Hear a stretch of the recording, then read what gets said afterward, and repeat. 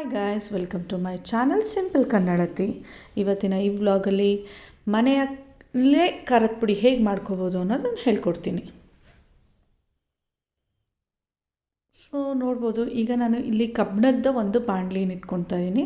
ಕಬ್ಬಿಣದ ಬಾಣಲಿ ತುಂಬಾ ಒಳ್ಳೆಯದು. ಅದಕ್ಕೋಸ್ಕರ ಮನುಷ್ಯನಿಗೆ ಕಬ್ಬಿಣದ ಅಂಶ ಸೇರಬೇಕು ಅಂತ ಹೇಳಿ ಇವಾಗ ತುಂಬ ಜನ ಕಬ್ಬಿಣದ ಐಟಮ್ಸ್ನೇ ಯೂಸ್ ಮಾಡ್ತಾರೆ. ಸೊ ಹಾಗಾಗಿ ಇದು ತುಂಬಾ ಹಳೆಯ ಬಾಣಲಿ. ಇದರಲ್ಲೇ ನಾನು ಖಾರದ ಪುಡಿ ಮಾಡೋದು. ಸೊ ಇವಾಗ ನಾನು ಖಾರದ ಪುಡಿ ಮಾಡೋದಕ್ಕೆ ಫಸ್ಟ್ ಹಾಕ್ಕೊಂಡಿರೋದು 1 ಪಾವಷ್ಟು ಕಡಲೆಬೇಳೆ. ಇದು ಸಿಂಪಲಾಗಿ ಹೇಗೆ ಬೇಳೆ ಸಾರಿನ ಪುಡಿ ಅಂತ ಹೇಳ್ಬೋದು, ಸಾಂಬಾರು ಪುಡಿ ಅಂತ ಹೇಳ್ಬೋದು, ಸಾರಿನ ಪುಡಿ ಅಂತ ಹೇಳ್ಬೋದು, ಏನಾರ ಅಂದ್ಕೋಬೋದು. ಬಟ್ ತುಂಬಾ ಸಿಂಪಲಾಗಿ ಮನೇಲಿ ಮಾಡ್ಕೋಬೋದು. ಕೆಲವರು ಮಿಕ್ಸಿಯಲ್ಲಿ ಮಾಡ್ತಾರೆ, ಬಟ್ ನಾನು ಇದನ್ನು 1 ವರ್ಷಕ್ಕಾಗುವಷ್ಟು ಸಾಂಬಾರು ಪುಡಿನ ರೆಡಿ ಮಾಡಿಸಿಟ್ಕೋತೀನಿ. ಸೊ ಫಸ್ಟ್ ನಾನು ಕಡಲೆಬೇಳೆನ ಹಾಕ್ಕೊಂಡು ಚೆನ್ನಾಗಿ ಹುರ್ಕೋಬೇಕು. ಈ ಹುರ್ಕೊಳ್ಳೋದ್ರಿಂದ ಏನಂದರೆ ನಿಮಗೆ ಘಮ ಚೆನ್ನಾಗಿರುತ್ತೆ ಖಾರದ ಪುಡಿದು. ಸೊ ತುಂಬ ಸ್ವಲ್ಪ ಖಾರದ ಪುಡಿ ಹಾಕಿದ್ರೂ ತುಂಬ ರುಚಿಕರವಾಗಿ ಆಗುತ್ತೆ ಅಡುಗೆ. ಸೊ ಅದಕ್ಕೋಸ್ಕರ ಚೆನ್ನಾಗಿ ಹುರ್ಕೋಬೇಕು. ಇದು ಕೆಂಪಗೆ ಅಂದರೆ ಈ ಕಡಲೆಬೇಳೆ ಏನಿರುತ್ತೆ ಅದು ಸ್ವಲ್ಪ ರೋಸ್ಟ್ ಆಗಬೇಕು. ಒಂದು ಸ್ವಲ್ಪ ಗೋಲ್ಡನ್ ಬ್ರೌನ್ ಅಂತ ಏನು ಹೇಳ್ತಾರೆ, ಆ ಥರ ಚೆನ್ನಾಗಿ ಫ್ರೈ ಆಗಿ ಘಮ ಅನ್ನುತ್ತೆ. ಸೊ ಆವಾಗ ನಾವು ಕಡಲೆಬೇಳೆನ ಒಂದು ದೊಡ್ಡ ಟ್ರೇಗೆ ನಾನು ಇದನ್ನು ಟ್ರಾನ್ಸ್ಫರ್ ಮಾಡ್ಕೋತೀನಿ. ಈ ಖಾರದ ಪುಡಿನ ಕೆಲವರು ಎಣ್ಣೆ ಹಾಕಿ ಕೂಡ ಹುರಿತಾರೆ, ಬಟ್ ಇಲ್ಲಿ ನಾನು ಯಾವುದೇ ರೀತಿ ಎಣ್ಣೆ ಆ ಥರ ಏನು ಹಾಕದೆ ಹೇಗೆ ಮಾಡ್ಕೋಬೋದು ಅನ್ನೋದನ್ನು ಹೇಳ್ಕೊಡ್ತೀನಿ. ಇನ್ ಕೇಸ್ ನಿಮ್ಮ ಮನೇಲಿ ಕಬ್ಬಿಣದ ಬಾಣಲಿ ಇಲ್ಲ ಅಂತ ಅಂದ್ರೂ ನೀವು ನಾನ್ ಸ್ಟಿಕ್ಕು ಅಥವಾ ಇಂಡೋಲಿಯಮ್ ಯಾವ್ದಾರ ಬಾಣಲಿಯಲ್ಲಿ ಕೂಡ ಹುರ್ಕೋಬೋದು. ಬಟ್ ಈ ಕಬ್ಬಿಣದ ಬಾಣಲಿಯಲ್ಲಿ ಮಾಡೋದ್ರಿಂದ ಒಳ್ಳೆಯದು. ನಾವು ವರ್ಷಾನುಗಟ್ಟಲೆ ಇಡೋದ್ರಿಂದ ಏನೂ ಕೆಡೋದಿಲ್ಲ ಅಂತ ಹೇಳಿ ನಾನು ಕಬ್ಬಿಣದ ಬಾಣಲಿನೇ ಪ್ರಿಫರ್ ಮಾಡ್ತೀನಿ. ಸೊ ಇವಾಗ ನಾನು ಇದನ್ನು ಚೆನ್ನಾಗಿ ಹುರ್ಕೋತಾ ಇದ್ದೀನಿ.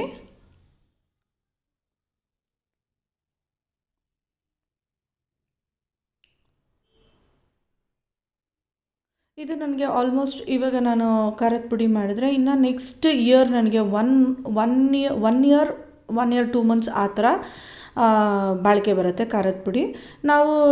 ನಾವು ಯಾವುದೇ ರೀತಿ ಹೊರಗಡೆ ಖಾರದ ಪುಡಿನ ತರೋದಿಲ್ಲ.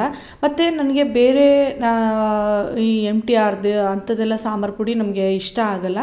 ಹಾಗಾಗಿ ನಾನು ಮನೆಯಲ್ಲೇ ಸ್ವಲ್ಪ ಕಷ್ಟ ಆದರೂ ಪರವಾಗಿಲ್ಲ, ಮನೆಯಲ್ಲೇ ಆದಷ್ಟು ಒಂದು ಹೈಜೀನಿಕ್ಕಾಗಿ ಮಾಡ್ಕೊಳ್ಳೋಣ ಅಂತ ಹೇಳಿ ನಾನು ಮನೆಯಲ್ಲೇ ಮಾಡ್ಕೋತೀನಿ.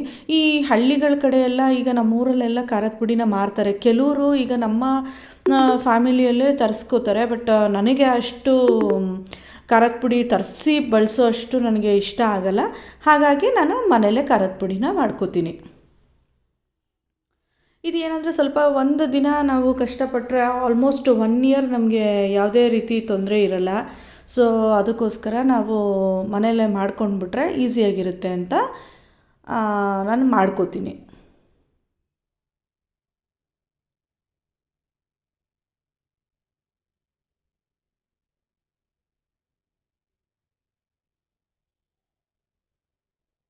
ಸೊ ನೋಡ್ಬೋದು, ಇದು ಫಸ್ಟ್ ನಾನು ಹಾಕಿರೋದು ಪದಾರ್ಥ ಆಗಿರೋದ್ರಿಂದ ಇದು ಸ್ವಲ್ಪ ಕಾವು ಹತ್ತಿ ಫ್ರೈ ಆಗಬೇಕು.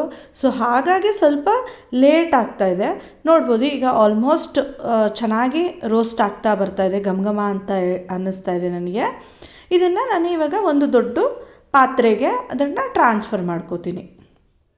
ನೆಕ್ಸ್ಟ್ ಇದಕ್ಕೆ ನಾನು 1 ಪಾವಷ್ಟು ಇದು ಉದ್ದಿನ ಬೇಳೆನ ಹಾಕ್ಕೊಂಡು ಅದು ಕೂಡ ಚೆನ್ನಾಗಿ ಫ್ರೈ ಮಾಡ್ಕೋತೀನಿ. ಈಗ ನಾವು ಕಡಲೆಬೇಳೆ ಎಷ್ಟು ಹಾಕೋತೀವಿ, ಸ್ವಲ್ಪ ಕಡಲೆಬೇಳೆ ನಾನು 1 ಪಾವ್ಗಿಂತ ಸ್ವಲ್ಪ ಜಾಸ್ತಿ ಹಾಕ್ಕೊಂಡಿದ್ದೀನಿ. ಇದನ್ನು ನಾವು ತಲೆ ಸವರಿ ಅಂದರೆ ನಾವು ಈ ಇದು ಏನು ಪಾವ್ ಇರುತ್ತಲ್ಲ, ಆ ಪಾವನ್ನ ನೀಟಾಗಿ ಕ್ಲೀನಾಗಿ ಅದ್ರ ತುಂಬ ಹಾಕಿದ್ರೆ ಸಾಕು. ನೋಡಿ, ಇವಾಗ ಇದು ಕೂಡ ಚೆನ್ನಾಗಿ ರೋಸ್ಟ್ ಆಗ್ತಾ ಬರ್ತಾಯಿದೆ, ಕೆಂಪಗೆ ಆಗ್ತಾಯಿದೆ. ಸೊ ಇದನ್ನು ಕೂಡ ನಾವು ಇವಾಗ ಅದೇ ಪಾತ್ರೆಗೆ ನಾವು ಎಲ್ಲನೂ ಟ್ರಾನ್ಸ್ಫರ್ ಮಾಡ್ಕೋತಾ ಹೋಗೋಣ. ಮತ್ತು ಇವಾಗ ನಾನು ತೊಗರಿಬೇಳೆನೂ ಅಷ್ಟೇ ನಾನು 1 ಪಾವಷ್ಟು ಹಾಕೋತಾ ಇದ್ದೀನಿ. ಇದನ್ನು ಅಷ್ಟೇ ಚೆನ್ನಾಗಿ ಫ್ರೈ ಮಾಡ್ಕೋಬೇಕು.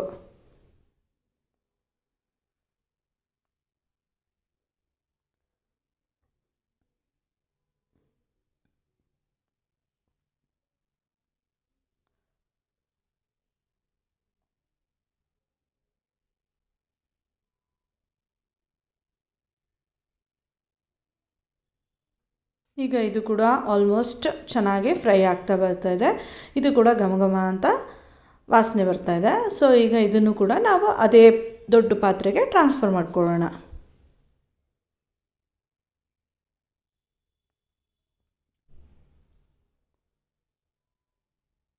ಈ ರೀತಿ ನಾವು ಸಪ್ರೇಟ್ ಉರಿಯೋದ್ರಿಂದ ಒಟ್ಟಿಗೆ ಕೂಡ ಉರಿಬೋದು. ಬಟ್ ಕ್ವಾಂಟಿಟಿ ಜಾಸ್ತಿ ಆಗ್ದಾಗ ನಮಗೆ ಚೆನ್ನಾಗಿ ಹುರಿಯೋಕ್ಕಾಗಲ್ಲ ಅಂತ ಹೇಳಿ ನಾನು ಆದಷ್ಟು ಸ್ವಲ್ಪನೇ ಅಂದರೆ ಒಂದೊಂದು ಸಪ್ರೇಟಾಗಿ ಫ್ರೈ ಮಾಡ್ಕೋತೀನಿ. ಈಗ ನಾನು ಮೆಂತ್ಯ ಹಾಕ್ಕೊಂಡಿದ್ದೀನಿ. ಮೆಂತ್ಯನ ಅರ್ಧ ಪಾವಷ್ಟು ಮೆಂತ್ಯ ಹಾಕ್ಕೊಂಡಿದ್ದೀನಿ.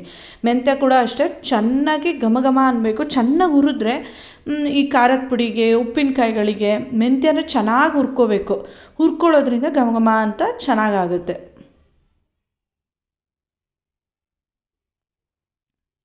ಈಗ ಆಗಲೇ ಹಳದಿ ಬಣ್ಣ ಇತ್ತು. ಈಗ ನೋಡ್ಬೋದು, ಈಗ ಚೆನ್ನಾಗಿ ಫ್ರೈ ಆಗ್ತಾ ಬಂತು ಇದು ಕೂಡ. ಈಗ ಇದನ್ನು ಕೂಡ ನಾವು ಟ್ರಾನ್ಸ್ಫರ್ ಮಾಡ್ಕೊಳ್ಳೋಣ.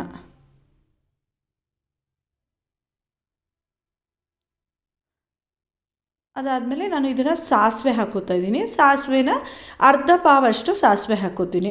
ಇದು ನಾವು ಹುರಿತಾ ಇರ್ಬೇಕಾದ್ರೆ ಬೇಗನೆ ಇದಾಗ್ಬಿಡುತ್ತೆ. ಸೊ ಆದಷ್ಟು ನಾವು ಸಿಮ್ಮಲ್ಲಿ ಇಟ್ಕೊಂಡು ಹುರ್ಕೋಬೇಕು. ಇಲ್ಲಾಂದರೆ ಚಟಪಟ ಅಂತ ಎಲ್ಲ ಆ ಕಡೆ ಈ ಕಡೆ ಸಿಡಿಯೋಕ್ಕೆ ಶುರುವಾಗ್ಬಿಡುತ್ತೆ.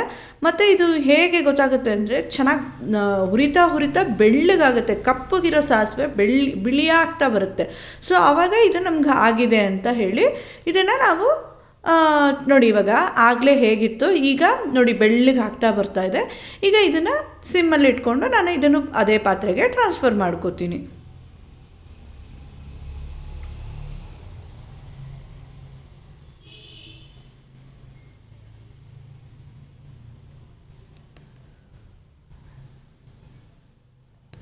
ಮತ್ತು ಈಗ ನಾನು ಜೀರಿಗೆ ಹಾಕೋತಾ ಇದ್ದೀನಿ. ಜೀರಿಗೆ ಬಂದು ನಮಗೆ ಅರ್ಧ ಪಾವಷ್ಟು ಅರ್ಧ ಕೆ ಜಿಯಷ್ಟು ಜೀರಿಗೆ ಬೇಕು.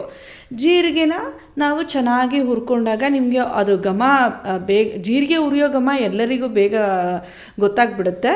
ಸೊ ಅದು ಘಮ ಬಂದರೆ ಸಾಕು. ಅದಷ್ಟು ಹುರ್ಕೊಂಡು ನಾನು ಅರ್ಧ ಕೆ ಜಿ ಕಂಪ್ಲೀಟಾಗಿ ಹಾಕಿಲ್ಲ. ಇದನ್ನು ನಾನು 2 ಬ್ಯಾಚ್ ಮಾಡಿಕೊಂಡು ಹುರ್ಕೋತೀನಿ. ಈಗ ನೋಡ್ಬೋದು, ಆಲ್ಮೋಸ್ಟ್ ಫ್ರೈ ಆಗ್ತಾ ಬರ್ತಾ ಇದೆ ಇದು ಕೂಡ.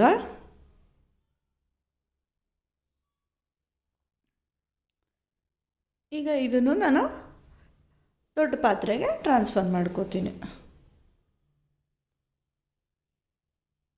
ನಾನು ಆಗಲೇ ಹೇಳಿದಾಗೆ ಜೀರಿಗೆನ ನಾನು ಇದನ್ನು 2 ಬ್ಯಾಚ್ ಮಾಡ್ಕೊಂಡಿದ್ದೀನಿ. ಒಂದೇ ಸಲ ನೀವು ಅರ್ಧ ಕೆ ಜಿ ಉರಿಯೋಕ್ಕೆ ಹೋದರೆ ಸೊ ಮೇಲ್ಗಡೆ ಪದಾರ್ಥ ಏನಿರುತ್ತೆ, ಮೇಲ್ಗಡೆ ಇರೋ ಜೀರಿಗೆ ಎಲ್ಲ ಹಾಗೇ ಇರುತ್ತೆ.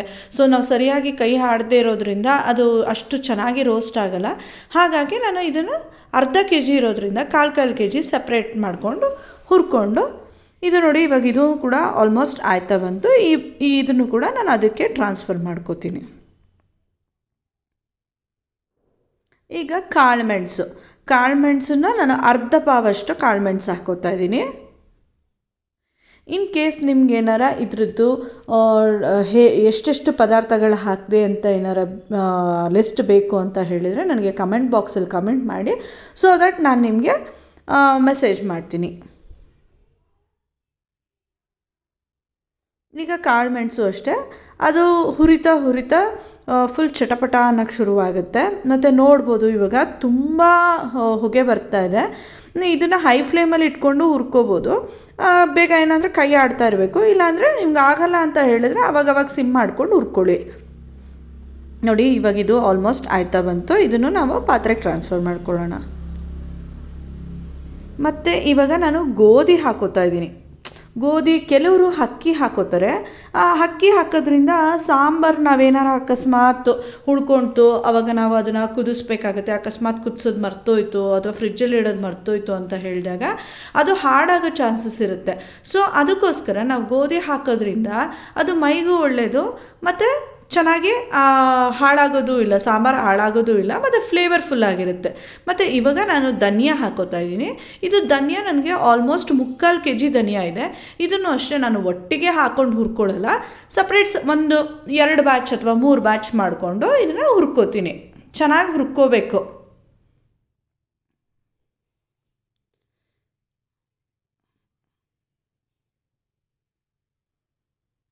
ಕಾಲು ಕೆ ಜಿ ಮುಕ್ಕಾಲು ಕೆ ಜಿ ಆಗಿರೋದ್ರಿಂದ ಇದನ್ನು ನಾನು ಆಲ್ರೆಡಿ ಎಲ್ಲ ಕ್ಲೀನ್ಡ್ ಐಟಮ್ಸೇ ತಂದಿದ್ದಿದ್ದು. ಆದ್ರೂ ನಾನು ಒಂದ್ಸಲಿ ಬಿಸಿಲಿಗೆ ಹಾಕಿ ಚೆನ್ನಾಗಿ ಒಣಗಿಸಿ ಧನಿಯಾ, ಅರಿಶಿನ ಮತ್ತು ಮೆಣಸಿನ್ಕಾಯಿನ ಚೆನ್ನಾಗಿ ಆಲ್ಮೋಸ್ಟ್ 3 ಡೇಸ್ ಚೆನ್ನಾಗಿ ಬಿಸಿಲಲ್ಲಿ ಒಣಗಿಸಿದ್ದೆ. ಸೊ ಹಾಗಾಗಿ ಈಗ ಅದನ್ನು ಕ್ಲೀನು ಮಾಡಿದ್ದೆ, ನಾನೊಂದ್ಸಲಿ ಮತ್ತೊಂದ್ಸಲಿ ಕ್ಲೀನ್ ಮಾಡಿದ್ದೆ. ಇವಾಗ ನೋಡ್ಬೋದು, ಈಗ ಇದು ಕೂಡ ಆಲ್ಮೋಸ್ಟ್ ಫ್ರೈ ಆಗ್ತಾ ಬರ್ತಾ ಇದೆ. ಇದನ್ನು ಧನಿಯಾ ಕಾಳನ್ನ ಮಾತ್ರ ನೀವು ಸ್ವಲ್ಪ ಸಿಮ್ ಮಾಡ್ಕೊಂಡು ಹುರ್ಕೋಬೇಕು, ಇಲ್ಲ ಅಂದರೆ ಅದು ಸ್ವಲ್ಪ ಸೀದೋದಂಗೆ ಆಗಿಬಿಡುತ್ತೆ.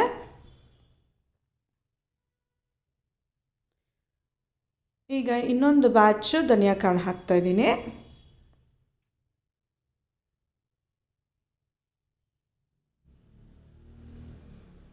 ಈಗ ಇದನ್ನು ಹುರ್ಕೊಂಡು ಎಲ್ಲ ಹುರಿದು ಒಂದು ದೊಡ್ಡ ಪಾತ್ರೆಗೆ ಹಾಕೋತಾ ಬಂದರೆ ಈ ಪ್ಲಾಸ್ಟಿಕ್ ಅಂಥದಕ್ಕೆ ಹಾಕಕ್ಕೆ ಹೋಗಬಾರ್ದು.